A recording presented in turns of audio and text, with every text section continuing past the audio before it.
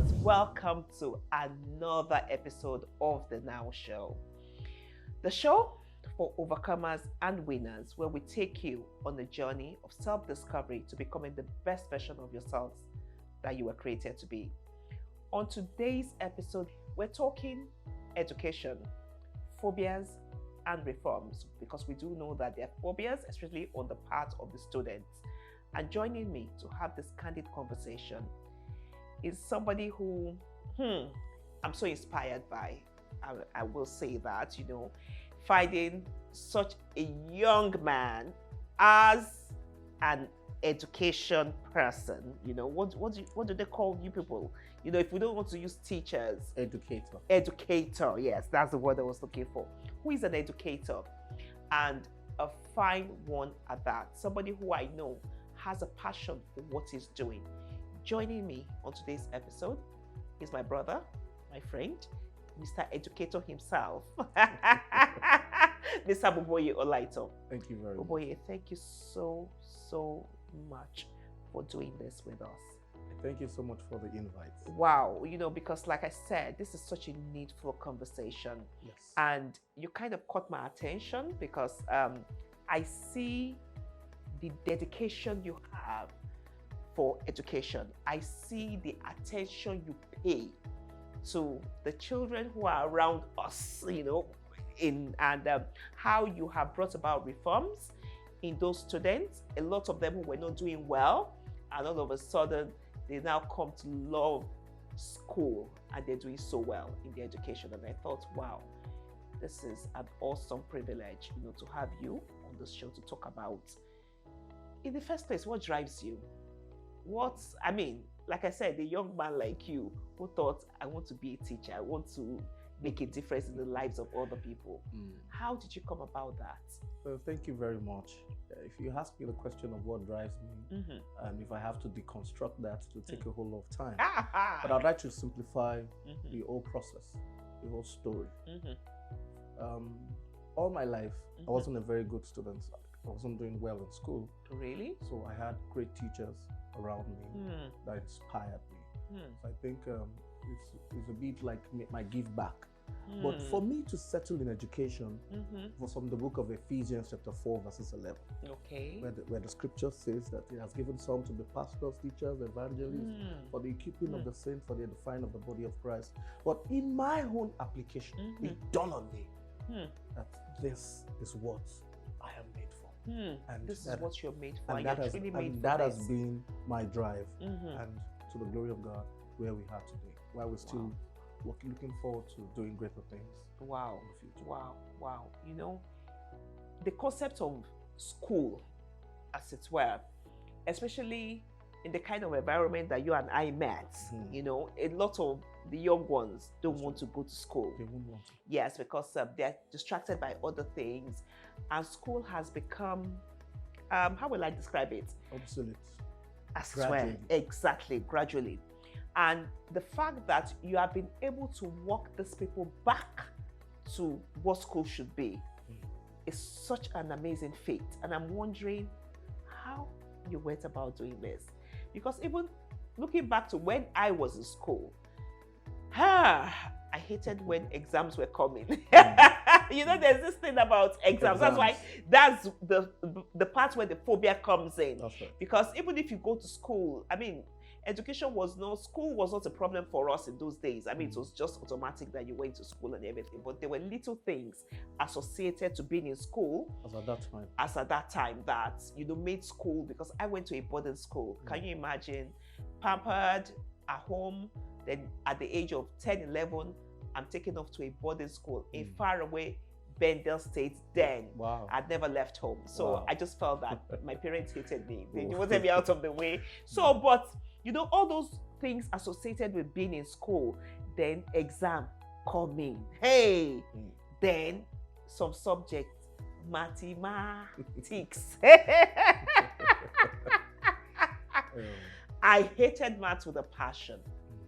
But with benefit of hindsight, I've now come to realize that because I found out that a lot of people actually hated maths. A whole lot. A whole lot, you know, even till now. Yes. But it's got nothing to do with the subject. It's actually the teachers who took us. I agree. You know, I'm thinking, seriously? So I could have done better than a C6 in mathematics, you know? Thank God I didn't even get F9. Can you imagine? Yeah, I think majorly it's been a generational shift. Okay. And if we don't reckon with that on time, we will be lagging behind. I can't say that we aren't lagging behind at this point, but I still believe there's hope. So now, the emphasis is no longer on certificates. Emphasis globally, it's on skills. Emphasis is no longer on certificates, but globally. But it's on the skills. But in Nigeria, it's still on certificates. No, but the world won't wait for us. The world won't wait for us, and that is why our policymakers, those in government, every one of us, all stakeholders should get involved. Because nobody would wait for us. So it is left for us to conscientiously drive our programs. And it still boils down to the future, to the vision of a country. When we have a vision, then education will be the instrumentation to bring about the achievement of this vision.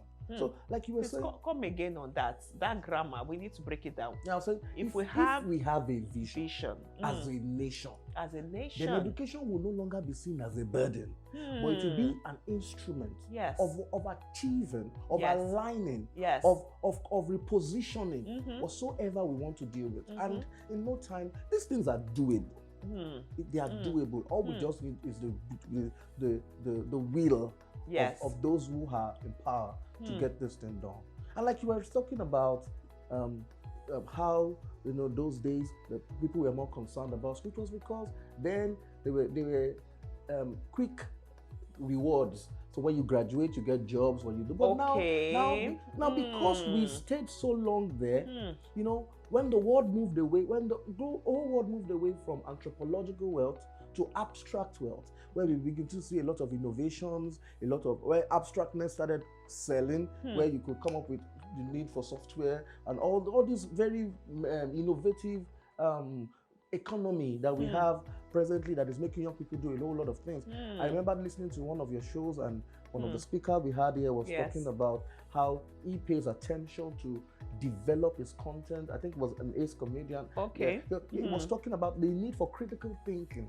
So our education is not meeting that demand. So there was, I think, some decade ago, there was this global learning crisis that talked about children going to school and learning is not taking place. So all of these things. So what happens in schools when learning is not taking place? It is just another pitfall of industrialization. So what those children just do there is just to go out to school and follow the regiment, and they can't align themselves because they are not seeing the relevance of the content being taught to their life.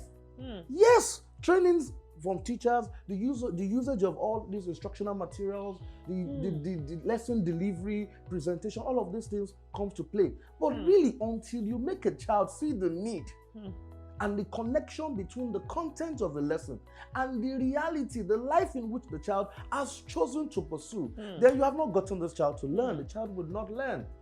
There are so many theories and so many factors that would influence learning. We can't take out that we have disabilities, we have environmental factors, but nonetheless, when a child is interested in any subject, in any endeavor, nothing can stop that child from pursuing. And it is the responsibility of teachers to identify this and quickly help these children grow. How good have teachers been at identifying this in the children? I can't generally speak because in our Nigerian context we have the divide. We have the public school and then the private school. I think the private school, as a result of ability of having bringing some of those resources that would aid learning, like the usage of the smart board and some other things, might have been able to attain that, but there is really no record to measure that. I must confess, there's no record to measure that. But in the public school, I think we are still very far behind. We need to catch up with the pace. It's just very slow. How I think about it sometimes. There's a wide divide between the public schools and the private schools. And I think I look into the future and I'm wondering, you're going to bring a child who has had all the teaching aids, haven't gone to a private school and things like that, and a child who has gone to a public school in this environment and has not gotten the same kind of exposure that child who went to a private school has gotten. And you expect them to compete in the same market? How does it work? Yeah, that's where those are the kind of reforms we're talking about. That's where the conversation on equity and equality has been pushing forward. It's been brought to the fore lately. Okay. Yeah, but we cannot completely say the government isn't doing anything. Because I know some government schools that have a code lab. I know governments that are teaching those children coding right from the basic school. Yes. I know some government schools that are beginning to install smart boards. But the question is the full maximization. Are they utilized to the fullest? Are they getting the desired result? But truly, like you rightfully said, the gulf is quite enormous. Yeah. And it will take a conscientious governor or a government to really seek into this. Education is really a fun gulping, no doubt. But when we prioritize it, we won't have a problem trying to stem this divide. Because in order for it not to just keep getting wider.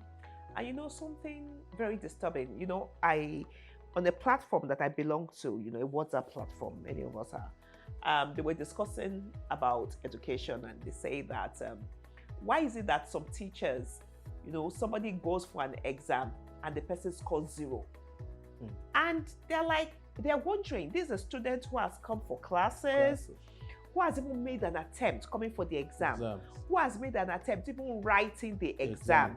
But in your own estimation, the child has answered out of point, as it were, and you now give the child 0.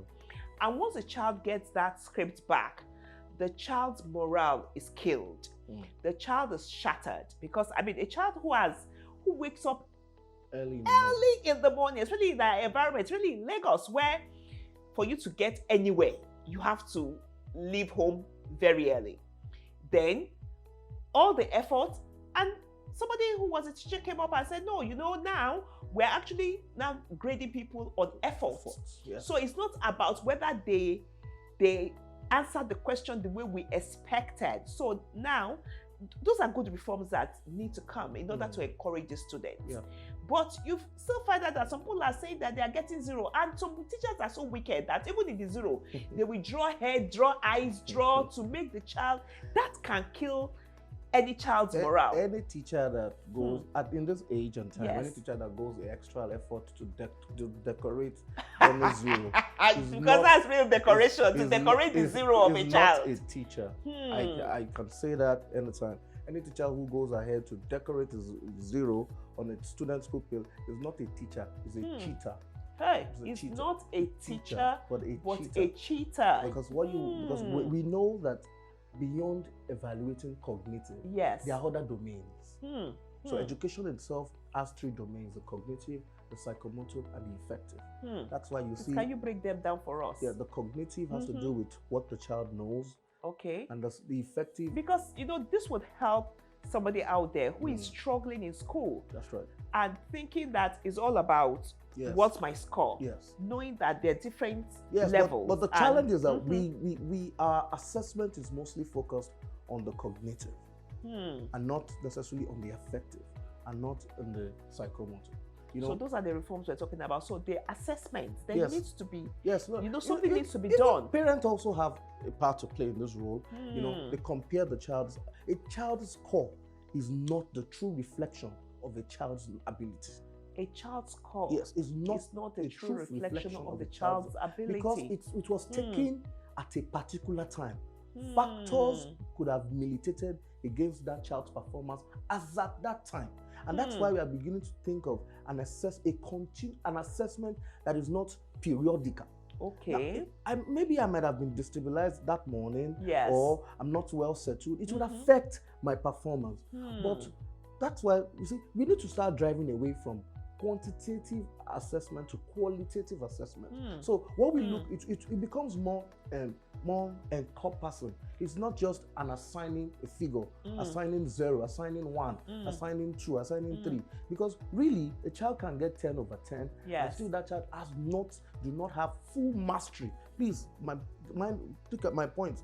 Full mastery, because the child could have just been very lucky to have to maybe have covered that space where the item writer covered.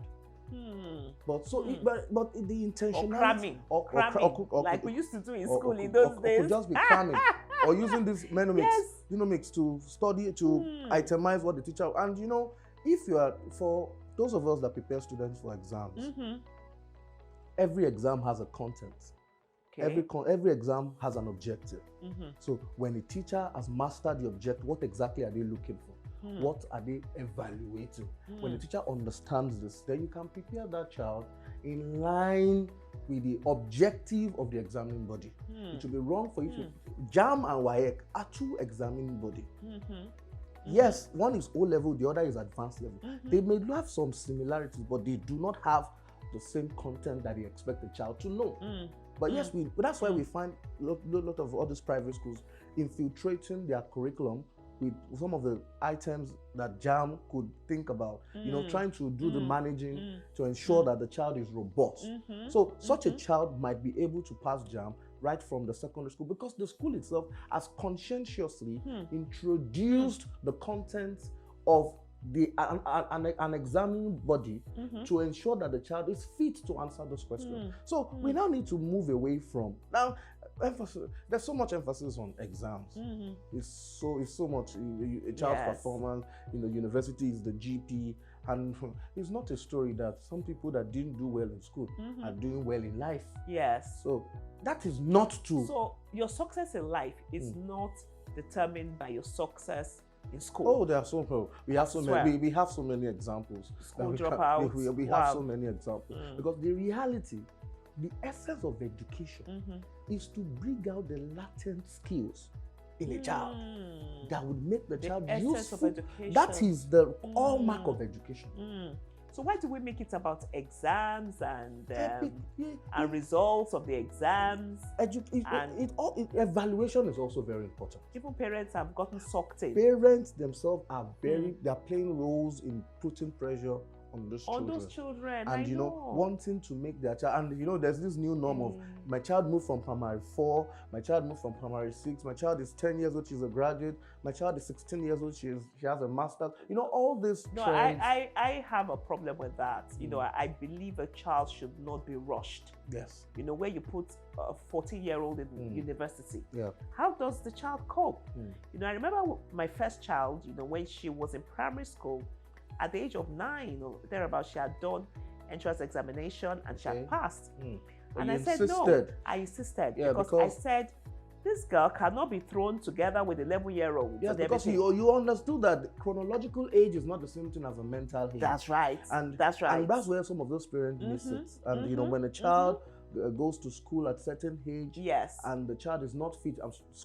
By school, I'm referring to the higher institution, where the child is not yet emotionally stable to take in some of the content, some of the things that are within the environment. That's right. And then these things may eventually pollute such a child. Yes. And the child would have been satisfying the parents' urge of academic career. Yes. But it's the child. That's why I said the focus of education, we need to get it right, is to bring out the hidden talent in an individual to be useful to such individual first, and this will then translate to the community.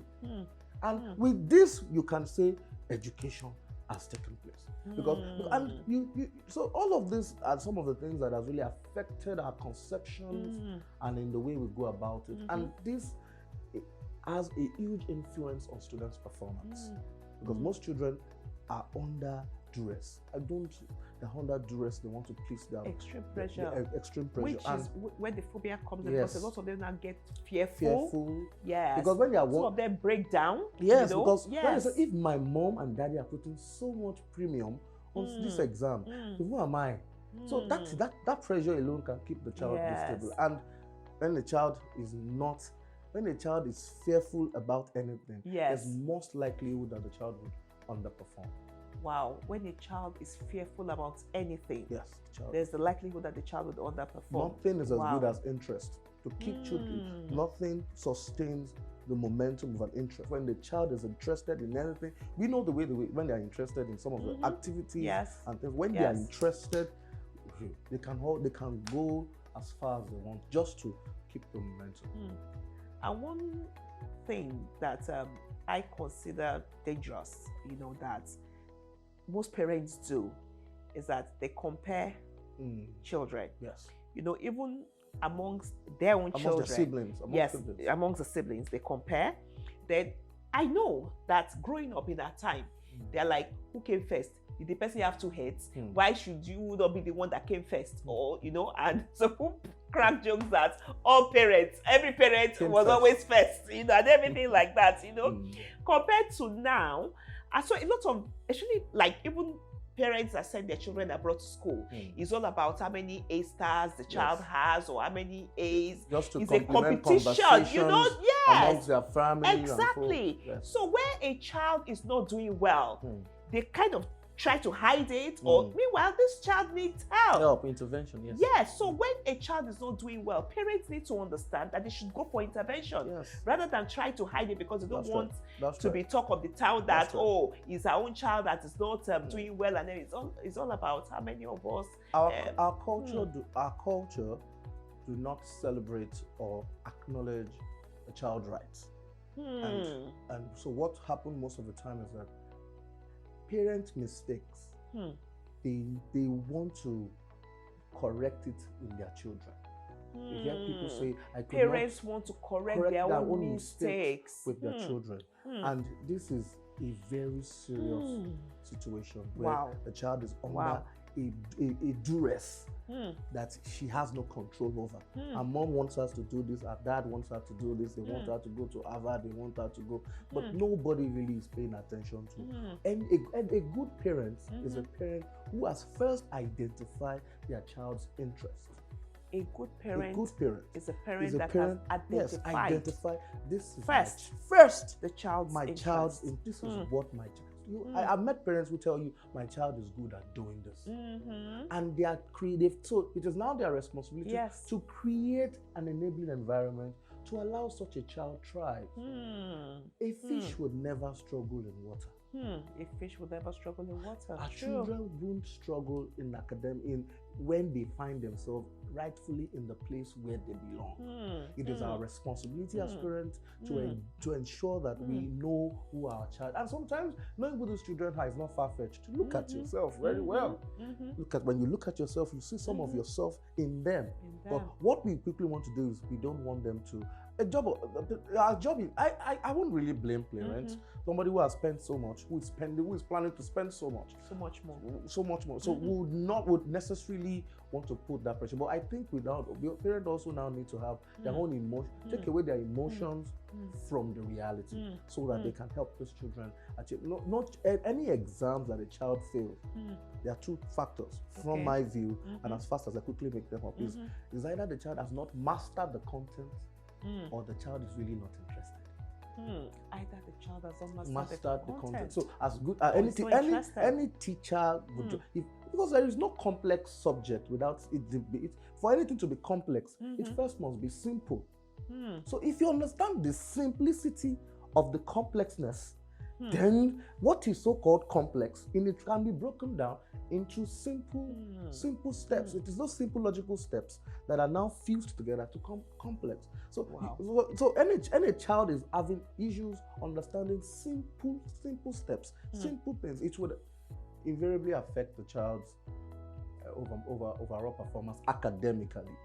Since our conversation is towards academic performance. Yes. There are also other performances that children can also be evaluated beyond just academics. So what I hear you say is that this reforms, it has to do with the parents, it has to do with the school itself. They are great stakeholders. Wow, the stakeholders. So who are the stakeholders when it comes to educational reforms? We have the government being the first government, we have parents, we have unions, we have the PTA, we even because the PTA has become a strong force in schools now. In schools. Parents Teachers Association. We have the Parent Teachers Association. We have unions, even though we don't find them really in the private school. Yes. We have the unions, even we have the churches, we have a religious body, because some of these people also have a huge influence. The stakeholders are quite limitless. We have even the captains of industries, those who would eventually want to employ from this pool of skills. So these are the key stakeholders: the parent, the government, and the child.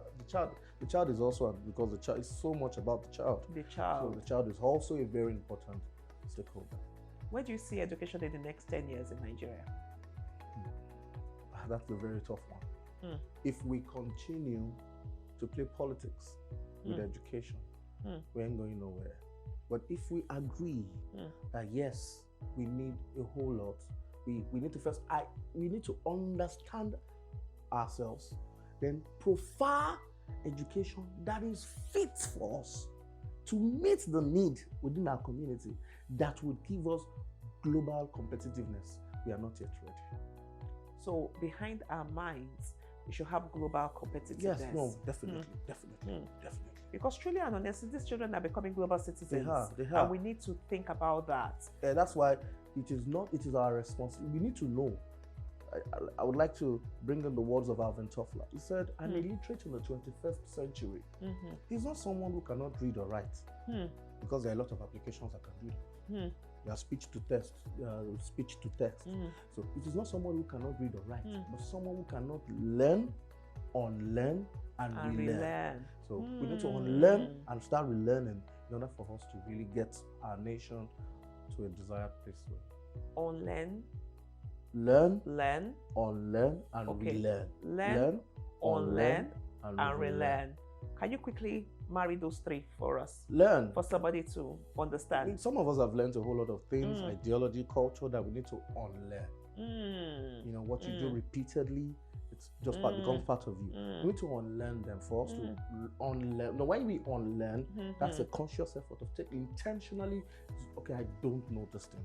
Okay, I used to think I understand this thing. Oh, this is how we think this thing works. I think it's not working. Then we relearn and we take the new approach. That makes us fluid, dynamic, and in sync with 21st century. Wow. In fact, this has been an eye-opener for me, even as a parent, a former student, and possibly a student again. You know, because you never stop learning as well. Then you stop learning. And it has broadened the horizon for me. And I hope that is done the same for somebody out there, because the essence at the end of the day is for us to fully understand the issues and what the reforms should be, and the people who should play a role in having these reforms. Boboye, thank you so much for doing this with us. Like we have rightly identified, this subject is inexhaustible. Yes.